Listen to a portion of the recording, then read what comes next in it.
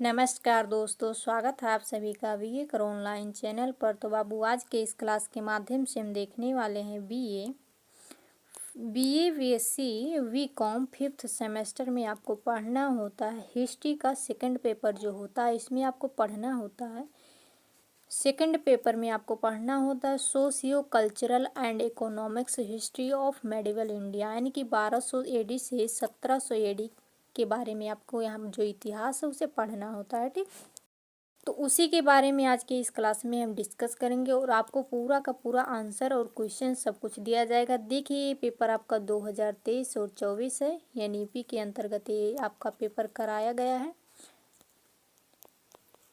ठीक, तो ये पेपर आपके लिए बहुत ही इम्पोर्टेंट पेपर है और इस पेपर के हर एक क्वेश्चंस को आपको अटेंड करना है। कौन पता आपके एग्जाम में कौन से पेपर आ जाएं इसी क्लास से। ठीक, तो हर एक पॉइंट को आप लोग बारीकी से समझिएगा और चैनल पर नए हैं तो चैनल को सब्सक्राइब कर लीजिए, वीडियो को लाइक कीजिए और फटाफट जो अपने दोस्तों के बीच जो है शेयर कर दीजिए। ठीक, चलिए करते हैं स्टार्ट।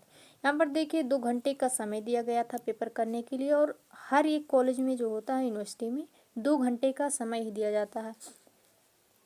ठीक, और ये पेपर जो होता है आपको 75 नंबर का होता है।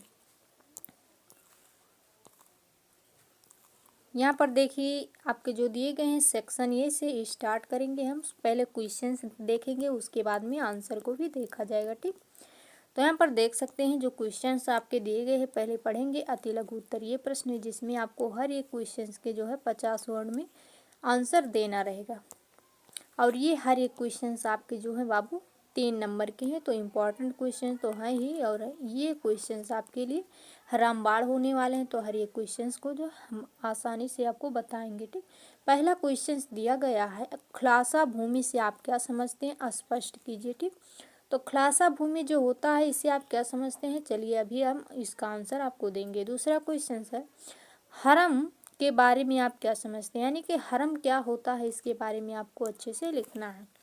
फिर क्वेश्चन नंबर 3 है, सल्तनत काल में दीवान खैरात विभाग क्या था, स्पष्ट कीजिए। ठीक, तो ये भी हम आपको बताएंगे।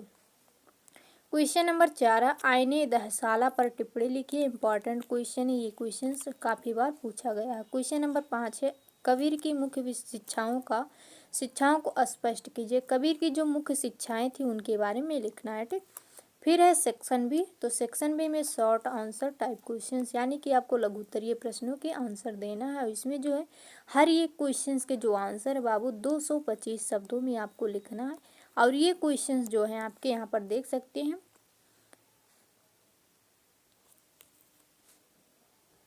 4-4 नंबर के हैं। ठीक, और इसमें जो है 9 क्वेश्चन है, 4-4 नंबर के हैं। चलिए देखते हैं क्वेश्चंस। पहला है, सूफीवाद के मुख्य सिद्धांतों का संक्षिप्त विवेचना कीजिए। तो यहाँ पर देखेंगे, हो गया। क्वेश्चन नंबर 2 है, अलाउद्दीन खिलजी की आर्थिक नीति की विवेचना कीजिए। ठीक, अलाउद्दीन खिलजी की जो आर्थिक नीति थी वह क्या थी। क्वेश्चन नंबर 3 है, भक्ति आंदोलन में रामानंद की भूमिका पर टिप्पणी कीजिए। क्वेश्चन नंबर 4 है, मुगल कालीन प्रमुख उद्योगों पर टिप्पणी कीजिए। तो ये क्वेश्चन आपके लिए बहुत ही इंपॉर्टेंट है।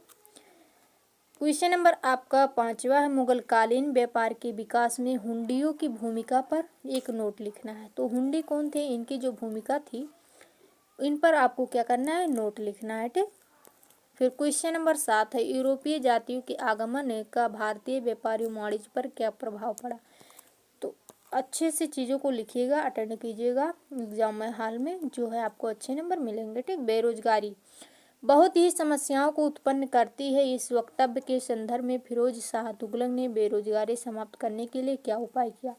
ठीक, क्वेश्चन यहाँ पर अगला देखेंगे सेक्शन सी से, खंड सा जो है इसमें देखेंगे दीर्घ उत्तरीय क्वेश्चन आपको पढ़ना है, यानी कि लॉन्ग आंसर टाइप क्वेश्चन, दीर्घ उत्तरीय प्रश्न। इसमें आपकी जो है टोटल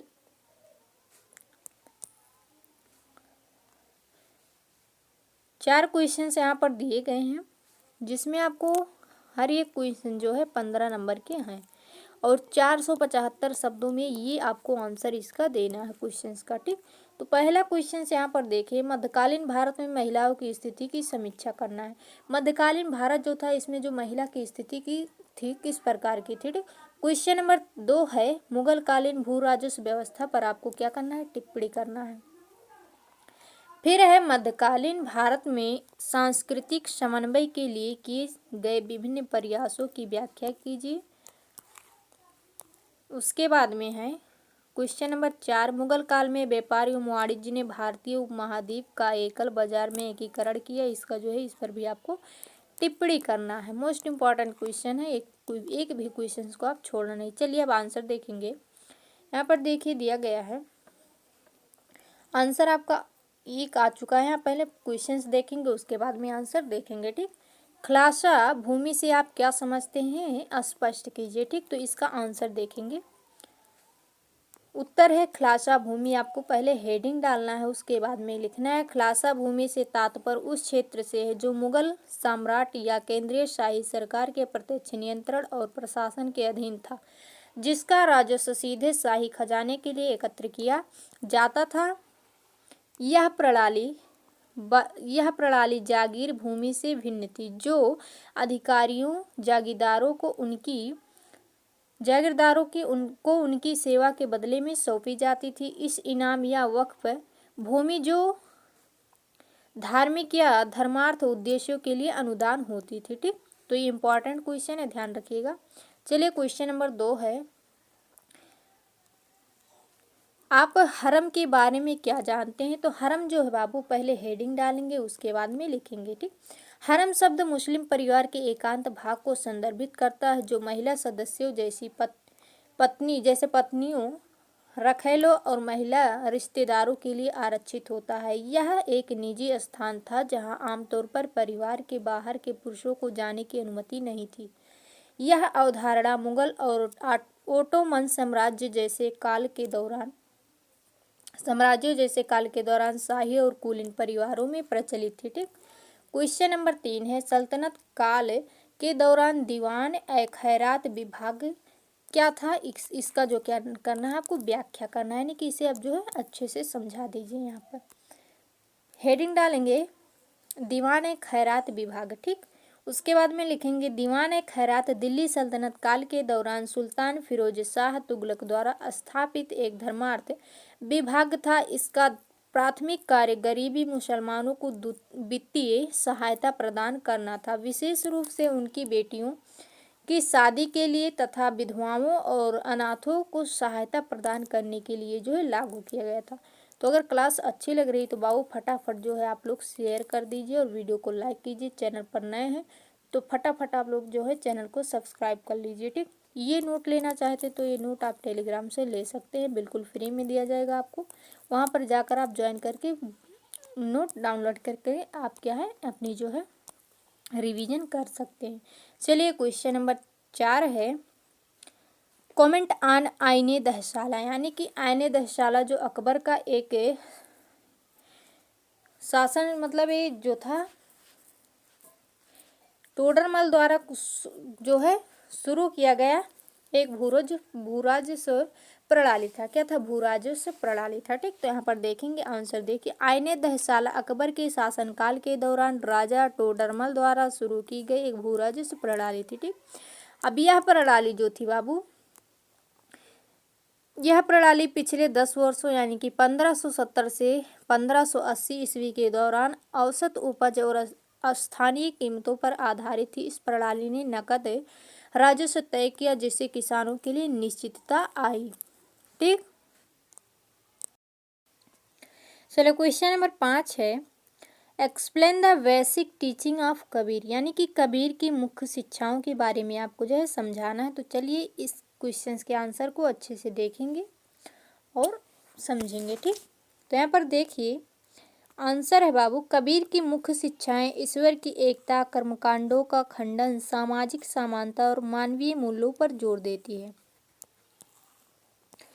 ईश्वर की एकता, इसमें पॉइंट टू पॉइंट आपको हेडिंग डाल के लिखना रहेगा जिससे आपको यहाँ पर अच्छे नंबर मिलेंगे। ठीक, तो पहला पॉइंट है ईश्वर की इच्छा मतलब ईश्वर की एकता। कबीर ने एकेश्वरवाद पर जोर दिया, यह मानते हुए कि ईश्वर एक है, चाहे उसे राम, अल्लाह या अन्य नामों से पुकारा जाए। ठीक,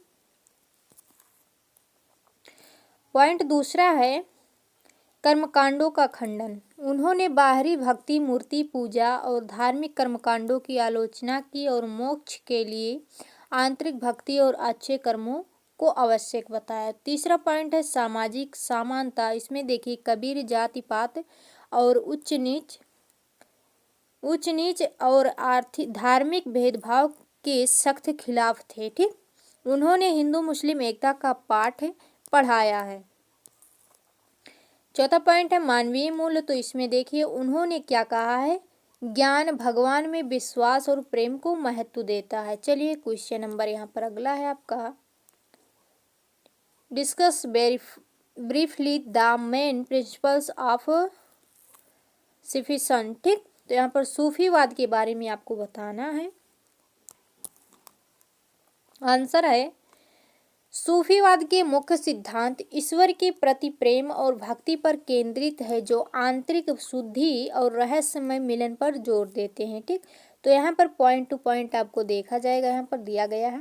पहला तो है तौहीद, जिसे एकेश्वरवाद कहा जाता है। ईश्वर की पूर्ण एकता और अद्वितीयता में विश्वास रखता है आपका जो है तौहीद। ठीक, दूसरा पॉइंट है इश्क प्रेम। ईश्वर के लिए गहन उत्कट प्रेम, जिसे आध्यात्मिक मार्ग का अंतिम लक्ष्य माना जाता है। ठीक, तीसरा फकीरी। इसमें जो है बाबू सादा जीवन होता है और भौतिक संपत्तियों और सांसारिक इच्छाओं का त्याग कर सादा जीवन जीना पसंद करते हैं। चौथा है जिक्र, यानी कि स्मरण करना। ईश्वर के नाम का निरंतर जाप या स्मरण जो आध्यात्मिक एकाग्रता में मदद करता है। पांचवा पॉइंट है फन्ना, यानी कि विलय। तो व्यक्तिगत अहंकार या स्वयं का ईश्वर में पूर्ण विलय, जो आध्यात्मिक मुक्ति की अंतिम अवस्था है। चलिए क्वेश्चन नंबर अगला है यहाँ पर, अलाउद्दीन खिलजी की आर्थिक नीति पर चर्चा कीजिए। तो अलाउद्दीन खिलजी की जो आर्थिक नीति थे, इन पर जो हम अच्छे से इन्हें समझेंगे। अलाउद्दीन खिलजी की आर्थिक नीतियों का मुख्य उद्देश्य कम लागत पर एक बड़ी कुशल सैन्य शक्ति बनाए रखना और अपने साम्राज्य की वित्तीय स्थिरता सुनिश्चित करना था। इसमें जो है शामिल प्रमुख पहलू भी हैं। पहला पॉइंट है बाजार नियंत्रण और मूल्य विनियमन। ठीक, उन्होंने अनाज, कपड़ा, घोड़े, दास और मवेशियों सहित विभिन्न वस्तुओं पर सख्त मूल्य नियंत्रण लागू किया। उन्होंने दिल्ली में विभिन्न वस्तुओं के लिए अलग अलग बाजार स्थापित किए तथा कीमतों पर नजर रखने तथा जमाखोरी रोकने के लिए सहाना ए मंडी जैसे अधिकारियों की नियुक्ति की। दूसरा पॉइंट है राजस्व सुधार। तो इन्होंने राजस्व में सुधार किया है। उन्होंने कुछ क्षेत्रों में भूमि राजस्व को उपज के आधे तक बढ़ा दिए और जजिया यानी कि घराई, गृह कर और जकात जैसे करों को लागू किया। उन्होंने व्यवस्था को सुव्यवस्थित करने के लिए हिंद राजस्व अधिकारियों को जो है इसमें शामिल किया। उसके बाद में दिया गया है अगला आपका,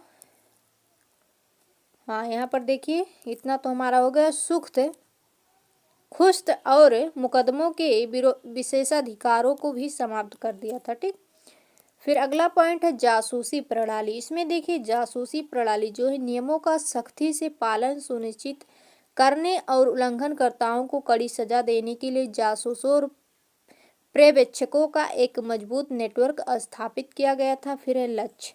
तो लक्ष्य देखेंगे, इन उपायों से मंगोल आक्रमणों और आंतरिक विद्रोहों से बचाव के लिए उनकी विशाल सेना को धन उपलब्ध कराने में मदद मिली। ठीक, फिर अगला प्रश्न दिया गया भक्ति आंदोलन में रामानंद की भूमिका पर टिप्पणी कीजिए। ठीक, तो रामानंद हेडिंग डालेंगे, उसके बाद में लिखेंगे रामानंद उत्तर भारतीय भक्ति आंदोलन में एक अग्रणी व्यक्ति थे, जिन्हें निम्नलिखित के लिए जाना जाता है। तो यहाँ पर देखिए पहला पॉइंट है उत्तर और दक्षिण के बीच सेतु। उन्हें जो है दक्षिणी भक्ति परंपरा और उत्तर में इसके प्रसार के बीच एक कड़ी माना जाता है। दूसरा पॉइंट है जाति समानता। तो इन्होंने क्या किया, पारंपरिक जातिगत भेदभाव को चुनौती दी और सभी पृष्ठभूमि के शिष्यों को स्वीकार किया, जिनमें निम्न जातियां और एक मुस्लिम बुनकर यानी कि कबीर भी शामिल थे। तीसरा पॉइंट है स्थानीय भाषा का प्रयोग। उन्होंने हिंदी में प्रचार किया जिससे धार्मिक शिक्षाएं केवल संस्कृत भाषी अभिजात वर्ग के बजाय आम जनता तक पहुंच सके। ठीक, अगला क्वेश्चन है मुगल काल के प्रमुख उद्योगों पर टिप्पणी कीजिए। ठीक, तो इनके जो मुगल उद्योग थे इन पर हमें करना क्या है, टिप्पणी करना है। तो उत्तर करेंगे, पहले यहाँ पर लिखेंगे कपड़ा, हेडिंग डालेंगे, उसके बाद में यहाँ पर लिखेंगे मुगल काल के प्रमुख उद्योग थे। तो यहाँ पर देखिए प्रमुख जो उद्योग थे, पहला हो गया वस्त्र। यह सबसे महत्वपूर्ण जो है उद्योग था जिसके केंद्र बंगाल, गुजरात और कोरोमंडल तट पर थे, जहां घरेलू उपयोग और निर्यात दोनों के लिए कपास, रेशम और अन्य कपड़े का उत्पादन किया जाता था। दूसरा है बाबू जहाज निर्माण, जो कि इम्पोर्टेंट पॉइंट है। जहाज निर्माण में जो है बंगाल और गुजरात जैसे तटीय क्षेत्रों में महत्वपूर्ण जहाज निर्माण उद्योग थे जो स्थानीय और विदेशी व्यापार दोनों को पूरा करते थे। तीसरा पॉइंट है धातु कर्म। तो धातु कर्म में देखेंगे इसमें हथियारों का निर्माण किया जाता था। हथियारों, औजारों और विलासितापूर्ण धातु वस्तुओं का उत्पादन इसमें जो है प्रचलित था। फिर है नील और सोरा। तो नील और सोरा ये प्रमुख निर्यात वस्तुएं थी जो यूरोपीय व्यापार के लिए महत्वपूर्ण थी। ठीक, चलिए क्वेश्चन नंबर अगला है मुगल काल के दौरान व्यापार के विकास में हुंडियों की भूमिका पर जो है आपको टिप्पणी करना है, यानी कि हुंडी जो थे इनकी क्या भूमिका थी। तो लिखेंगे हुंडिस या फिर हुंडी। ठीक, यहाँ पर हेडिंग डालेंगे, उसके बाद में आगे जो आंसर लिखेंगे। मुगल काल में हुंडियां महत्वपूर्ण वित्तीय साधन थी जो विनिमय पत्र के रूप में कार्य करती थी। उनकी भूमिका में निम्नलिखित शामिल थे। पहला हो गया व्यापार को सुविधाजनक बनाना। पहला पॉइंट क्या है, व्यापार को सुविधाजनक बनाना। उन्होंने व्यापारियों को बिना नकदी के बड़ी मात्रा में धन सुरक्षित रूप से स्थानांतरित करने की अनुमति दी, जिससे डकैती का जोखिम कम हो गया। दूसरा पॉइंट है क्रेडिट प्रणाली। वे ऋण एक रूप में कार्य करते थे जिससे व्यापारी ऋण पर खरीदारी कर सकते थे और बाद में बैंकरों यानी कि स्राफ के माध्यम से खातों का निपटान कर सकते थे। फिर तीसरा पॉइंट मानकीकरण। तो मानकीकरण जो है उन्होंने क्या किया, विशाल मुगल साम्राज्य और उसके बाहर वाणिज्यिक लेन देन के लिए एक मानकीकृत पद्धति प्रदान की। ठीक, क्वेश्चन नंबर अगला है यूरोपीय लोगों के आगमन से भारतीय व्यापार और वाणिज्य पर क्या प्रभाव पड़ा। तो ये क्वेश्चन आपका इम्पोर्टेंट है। ठीक, काफ़ी बार ये क्वेश्चन रिपीट हुआ एग्जाम में आया है, तो इसे ध्यान से देखिएगा। चलिए महत्वपूर्ण और परिवर्तनकारी प्रभाव इसमें हम देखेंगे। पहले देखेंगे यूरोपीय लोगों के आगमन का भारतीय व्यापार और वाणिज्य पर गहरा प्रभाव पड़ा। ठीक, तो इसमें जो पहला पॉइंट है व्यापार मार्गों में बदलाव। व्यापार पारंपरिक भूमि मार्गों से हटकर यूरोपीय शक्तियों यानी कि पुर्तगाली, डच, अंग्रेजी, फ्रांसीसी द्वारा नियंत्रित समुद्री मार्गों की ओर स्थानांतरित हो गया। दूसरा पॉइंट है नए बंदरगाहों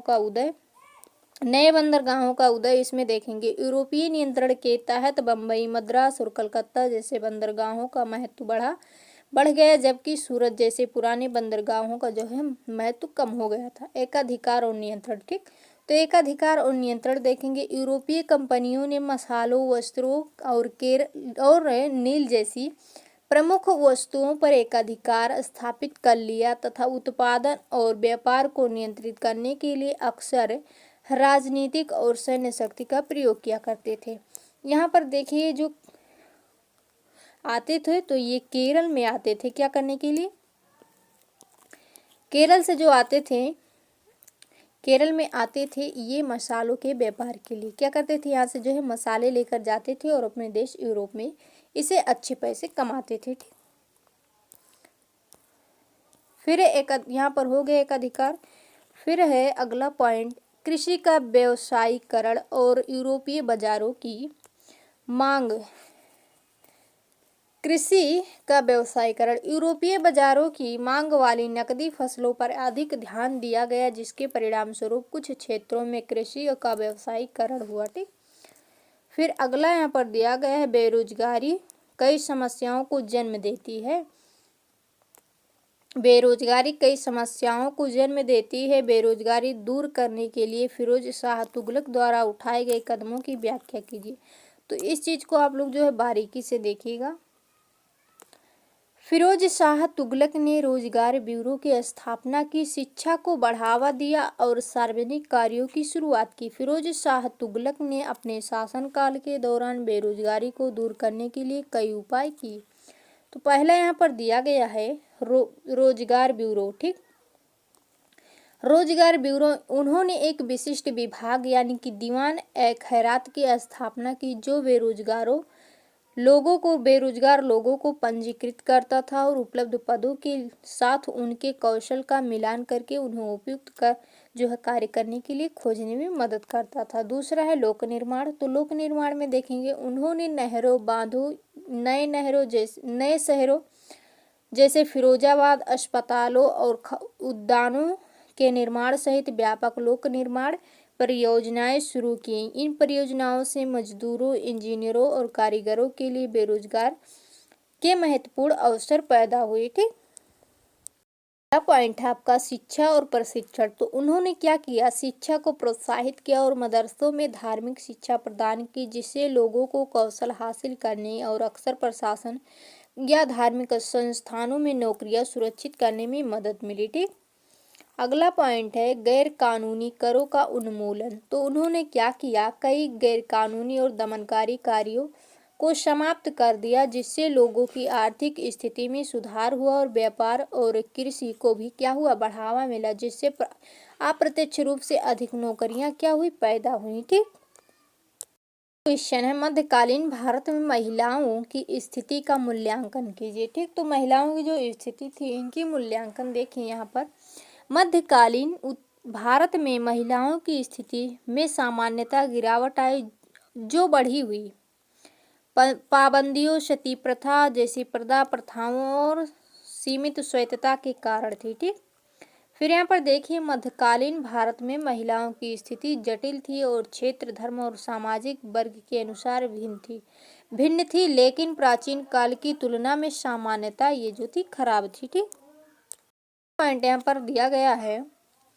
प्रतिबंध और रीति रिवाज। जैसे बाबू यहाँ पर देखिए प्रदा यानी कि घूंघट और एकांतवास महिलाओं के लिए किया जाता था, जैसी प्रथाएं अधिक व्यापक हो गई। विशेष रूप से उत्तर भारत में हिंदू और मुस्लिम दोनों समुदायों के बीच ये लागू हुआ था। ठीक, सती और बाल विवाह पर भी इन्होंने क्या किया, यहाँ पर देखिए सती प्रथा यानी कि विधवा को जलाना।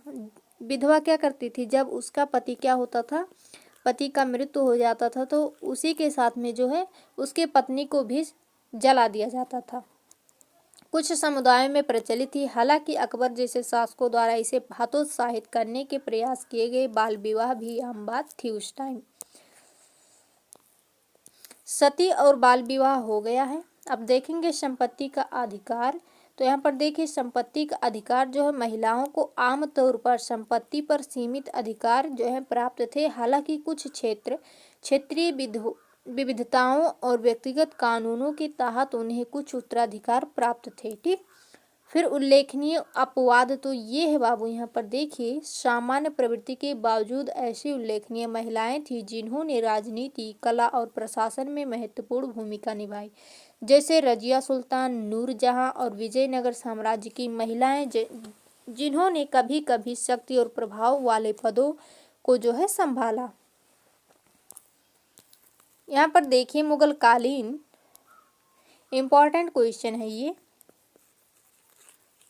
मुगल कालीन भू राजस्व व्यवस्था पर टिप्पणी करना है। ठीक, तो यहाँ पर देखिए मुगल कालीन जो भू राजस्व व्यवस्था है यह मुख्य रूप से अकबर द्वारा स्थापित यानी कि जब्त प्रणाली पर आधारित थी, जिसे राजा टोडरमल ने लागू किया था। यह प्रणाली भूमि की माप और पिछले 10 वर्षों की औसत उपज पर निर्भर थी यानी कि आधारित थी। ठीक, यह व्यवस्था उत्पादन पर कर थी, क्या थी, उत्पादन पर कर थी, न कि भूमि के स्वामित्व पर। एकत्रित राजस्व का उपयोग प्रशासन चलाने और सेना के वेतन के लिए किया जाता था। मध्यकालीन भारत में सांस्कृतिक समन्वय के लिए किए गए विभिन्न प्रयासों की यहाँ पर आपको व्याख्या करना है। इंपॉर्टेंट क्वेश्चन है, ध्यान रखिएगा, बारीकी से इस क्वेश्चन को देखिएगा।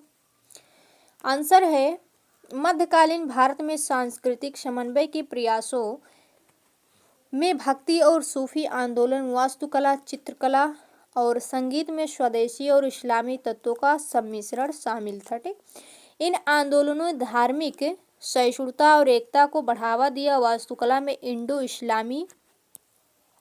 इस्लामिक शैली का जो है विकास हुआ और संगीत में कव्वाली जैसी नई शैलियों का उदय हुआ जो विभिन्न समुदायों के बीच सांस्कृतिक आदान प्रदान को दर्शाते हैं। ठीक, चलिए क्वेश्चन नंबर अगला यहाँ पर दिया गया है। मुगल काल में व्यापार एवं वाणिज्य ने भारतीय उपमहाद्वीप का एकल बाजार में एकीकरण किया, टिप्पणी कीजिए। तो इसका हम यहाँ पर देखेंगे बाबू, आंसर जो है यह कथन सत्य है कि मुगल काल में व्यापार एवं वाणिज्य ने भारतीय उपमहाद्वीप को एक बड़े एकीकृत बाजार में बदलने में महत्वपूर्ण भूमिका निभाई।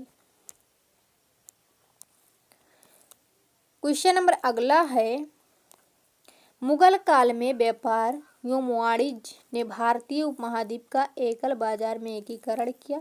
तो ये क्वेश्चंस जो है हमने कर लिया है, अब चलेंगे बढ़ेंगे आगे।